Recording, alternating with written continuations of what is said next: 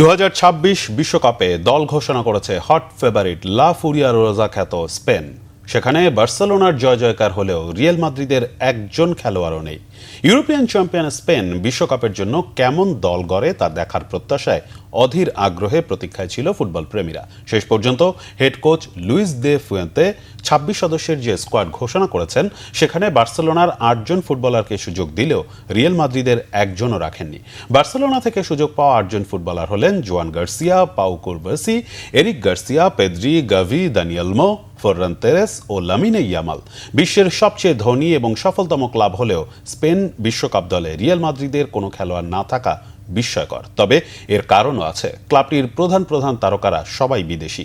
Dani Carvajal club football থেকে বিদায় নেওয়া দলে নেই। মধ্যমাঠে পিএসজির ফাবিয়ান রুইজ, আর্সেনালের মার্টিন জুবিমেন্ডি, ম্যান সিটির রদ্রি এবং অ্যাথলেটিকো বিলবাওয়ের নিকো উইলিয়ামস প্রত্যাশা মতোই আছেন দলে।